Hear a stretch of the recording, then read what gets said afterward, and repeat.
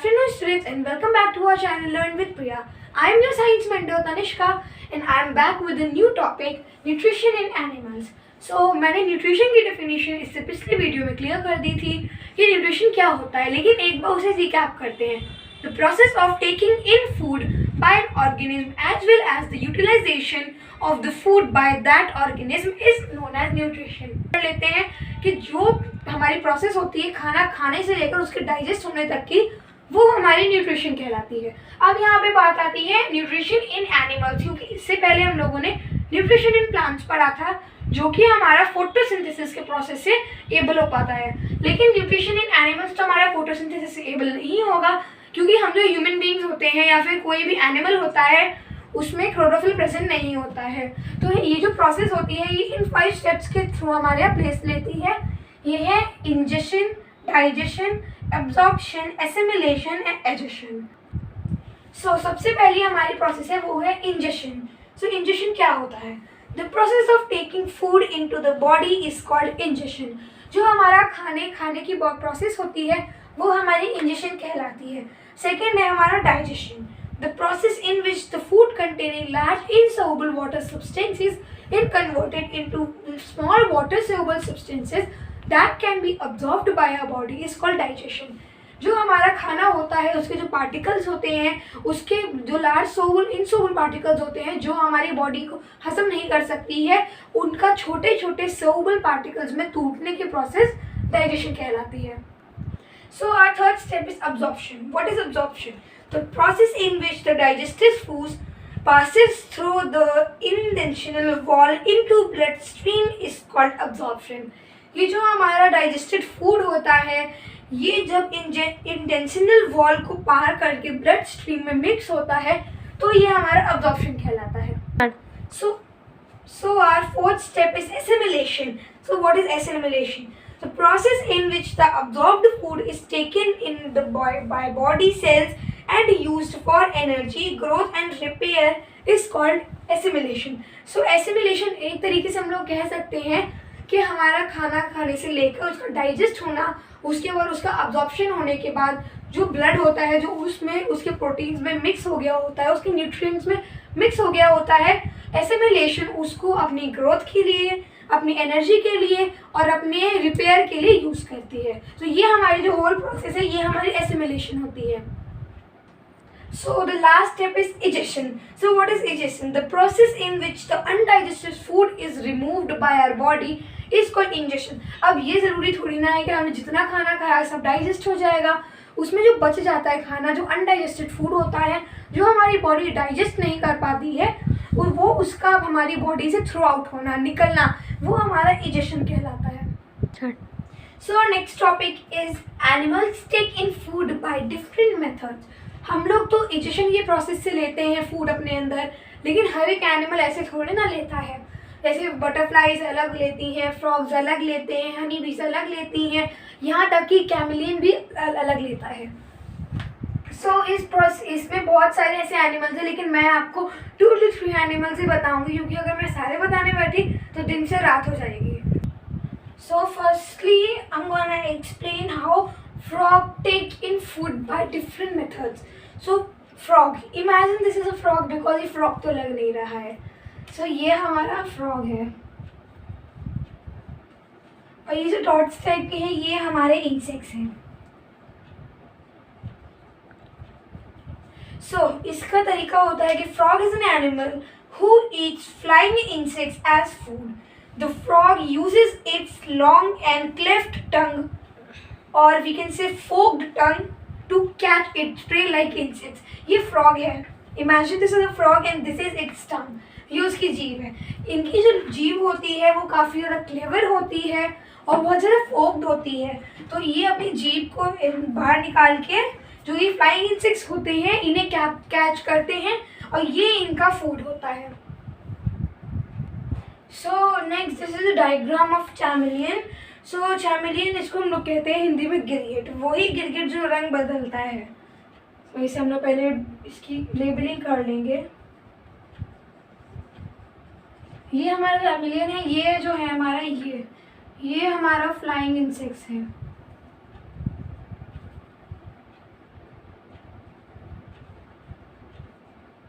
और ये जो हमारा है नीचे का एरिया, ये हमारा ट्री है। अब ये जो है हमारा गिरगिट, इसे हम लोग इमेजिन दिस इज अ गिरगिट एंड ये है, ये फ्लाइंग जो ये हमारे हैं, ये हमारे फ्लाइंग इंसेक्ट्स हैं। इसे खा रहा है थ्रू हिज फ्लेरी टंग, अपनी फ्लेरी टंग के थ्रू ये इसको खा रहा है। तो ये इसका प्रोसेस हुआ खाने का।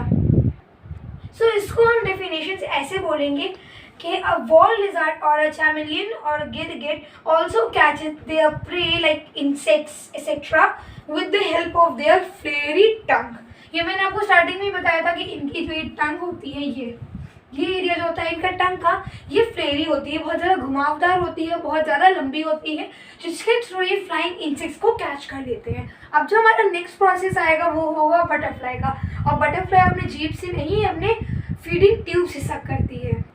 So our next animal is butterfly। So what is butterfly? ये है, ये जीभ है, जीभ ही इसे कहेंगे, जीभ ही होती है एक तरीके की, बस ये इसको जीभ ना कह के इसे फीडिंग ट्यूब कहते हैं। और ये इसका रस, फ्लावर्स का रस जिसे हम लोग नेक्टर कहते हैं, ये पीती है इसमें से। इसकी डेफिनेशन हो जाएगी butterfly sucks nectar of flowers with its feeding tube। इसको हम लोग एक और लैंग्वेज में देखें तो butterfly uses its long feeding tube to suck nectar from flowers। इसको हिंदी में देखेंगे तो हम लोग कहेंगे कि जो बटरफ्लाई की जो फीडिंग ट्यूब होती है, उसके खाने की जीभ होती है, उससे वो जो फ्लावर्स का रस होता है, फ्लावर्स का जूस होता है, उसे सक करती है, उसे चूसती है, और यही इनका खाना होता है। सो और next step is digestion. But उसमें हम आपको एक चीज़ बताना चाहेंगे कि जैसे हम लोगों को कैमेलियन और फ्रॉग की जीभ दिखती है, वैसे हम लोगों को बटरफ्लाई की जो जीभ होती है वो नहीं दिखती है, वो विजिबल नहीं होती है। Now come back two point digestion. What is digestion? So the process in which the food containing large insoluble water substances is break down into small water soluble substances which can be absorbed by our body is called digestion। वो process हमने आपको पहले भी बताया था कि वो process जिसमें हम लोग खाना खाते हैं और वो छोटे पार्ट्स में टूटता है। जो बड़े पार्ट में हमारा खाना होता है वो छोटे पार्ट में टूटता है, जो हमारी बॉडी अब्जॉर्व कर सकती है, वो डाइजेशन होता है। So we use both physical and chemical methods for digesting the large substances present in the food। So physical methods include chewing and grinding the food in the mouth, where chemical methods include starch, carbohydrate present in our food in the body itself। So इसका मतलब होगा कि जो हमारा physical method होता है digestion का, उसमें हम लोग खाना खाते हैं, उसे चबाते हैं और निगलते हैं, वो हमारा जो होता है फिजिकल प्रोसेस हो जाएगा। लेकिन वही अगर हम केमिकल प्रोसेस देखें तो उस पर जो हमारे बॉडी में डाइजेस्टिव सिस्टम होते हैं वो अपने आप उसको तोड़ देते हैं। इससे मुझे क्वेश्चन ध्यान आ रहा है कि कोई एक ऐसा डाइजेस्टिव जूस बताइए जो हमारी बॉडी में प्रेजेंट होता है। इसका आंसर होगा हमारा हाइड्रोक्लोरिक एसिड। ये हमारी बॉडी में स्टमक में प्रेजेंट होता है, जो कि फूड को डाइजेस्ट करने में, फूड को गलाने में बहुत ज़्यादा हेल्पफुल होता है। So during this process of digestion the complex starch carbohydrate present in our food is broke down into simpler substance called glucose. हमारी बॉडी में जो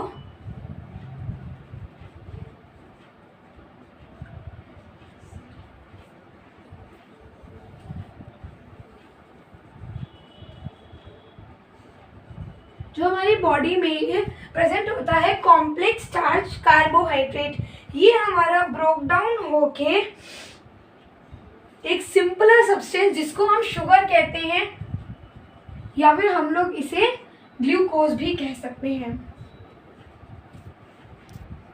जो हमारा एक कॉम्प्लेक्स स्टार्च कार्बोहाइड्रेट होता है, ये हमारा ब्रेक डाउन होके शुगर और ग्लूकोज में कन्वर्ट होता है। नेक्स्ट है हमारा fats. Fats are broke down into simpler substances called fatty acids or glycerol। जो ये हमारे फैट्स होते हैं ये ब्रेक डाउन हो जाते हैं फैटी एसिड्स में।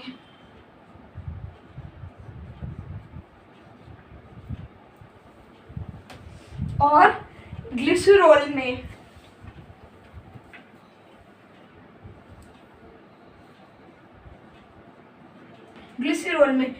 और ये ब्रेक डाउन होते हैं तो ये या तो फैटी एसिड बनते हैं या ग्लिसरॉल बनते हैं।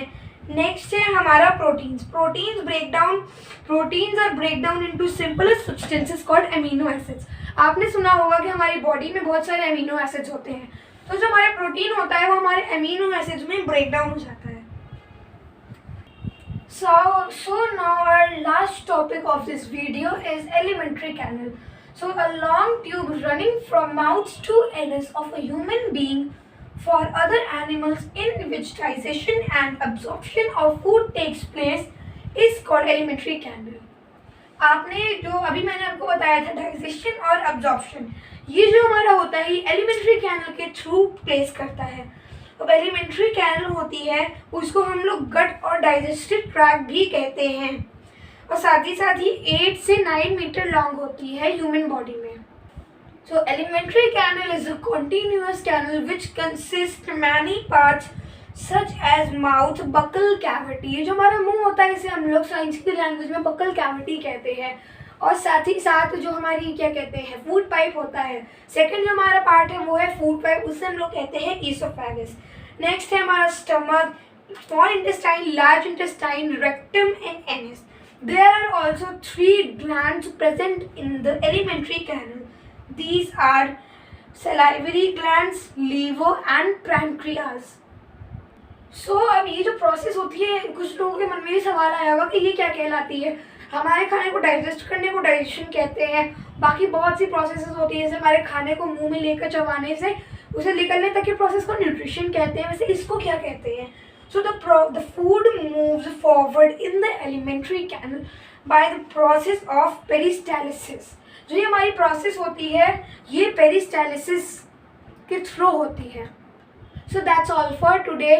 If you like this video, you can easily comment me for any query, and you can also tell me about new topics around this alimentary canal. Thank you.